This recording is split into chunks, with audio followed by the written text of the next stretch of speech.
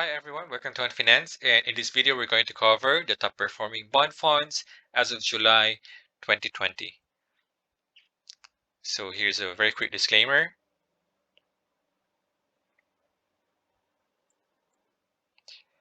And these are the characteristics of bond funds. So they are medium risk, medium potential return.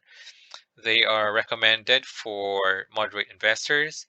And the ideal investment horizon or horizons would actually vary depending on your preference. So if that's going to be intermediate funds, so that's 1 to 3 years. If that's going to be medium term funds, it's 3 to 5 years. If that's a long term fund, that's going to be 5 to 10 years. So here we are going to start with peso currency, and the benchmark is actually not exactly the benchmark, but the basis of our performance would be the yield curve.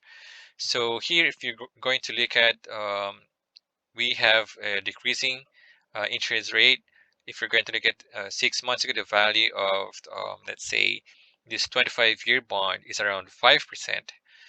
And a month ago, it went down to 3%, and now it's around 3.6%. This is the as of August 15.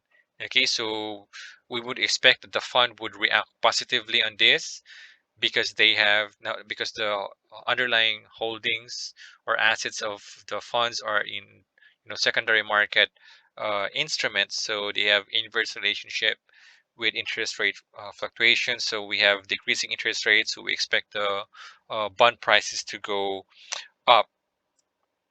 So for our peso bond funds, 1 year historical net returns, we have the ABF, Philippine Bond Index, that's 13.70%.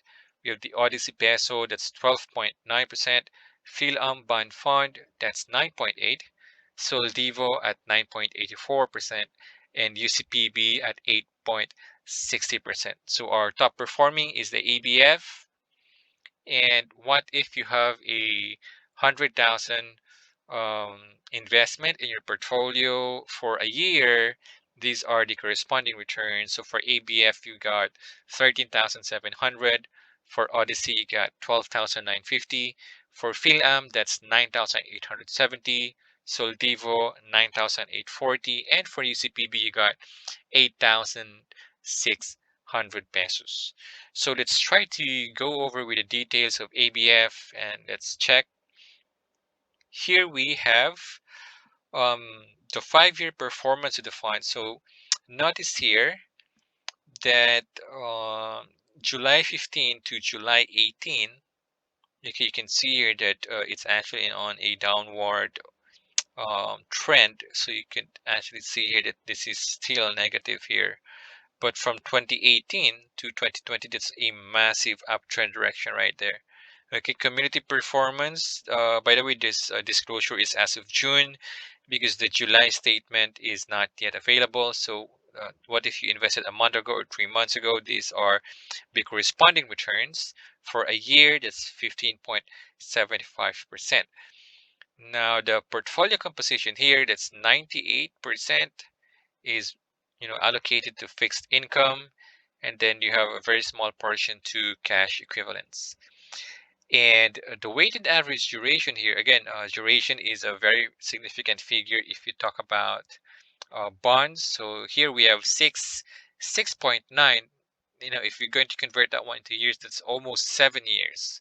So the recommended horizon for you to really optimize the return of the fund is 7 years. So we already saw this one here, that if you stayed, let's say, 4 years or 5 years, your investment could have incurred this negative position here from 210. Now at this point in 2018, I think it's priced around 195. So that's a negative position right there. So that's why the fund is recommending you to stay above this weighted average duration in years to optimize return. So here you're looking at 5 years, so 6, another 7 years. So that's pretty much higher than where you started, let's say 7 years ago. Okay, that's the indication, or that's how we interpret weighted average duration. So the current number of holdings of this fund is around 42, and the top 10 holdings are, majority of them are treasury notes or government securities. Let's jump to dollar currency. So here we have the yield curve of the US government bonds, and we have the same scenario here.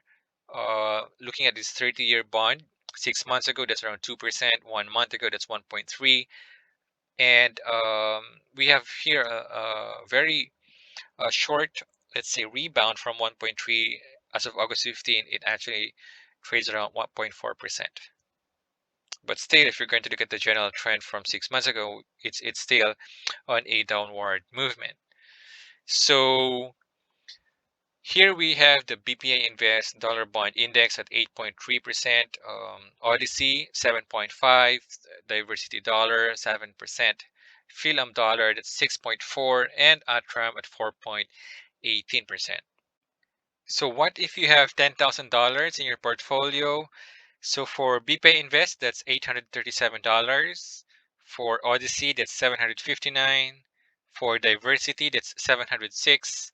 For Philam, $647. And for Atram, $418. 1 year historical net returns as of July 30, 2020. So let's explore the details of BPI Invest. So if you're going to look at here, this is the 5-year time frame, and the fund is slightly underperforming compared with the benchmark. And cumulative performance 1 month, 3 months, or 6 months ago, it's 2.37, or let's say a year ago, that's 5.68%. By the way, this data here is as of June 2020, because the July disclosure statement is not yet available during this time of review. And important statistics here, we have 7.6 weighted average duration. So the recommended horizon for this fund, in order for you to optimize the return, is roughly 7 to 8 years. And the top 10 holdings are actually Republic of the Philippine sovereign bonds here. Okay, so you have 51 current number of holdings, but the top 10 are actually ROP bonds. So here are our sources. So that's all for this video. Thank you very much for watching, and I hope that you learned something. Please do like the video, and if you want others to understand, kindly share this video. And if you need to know more, kindly subscribe so you won't miss any future videos that we're going to make.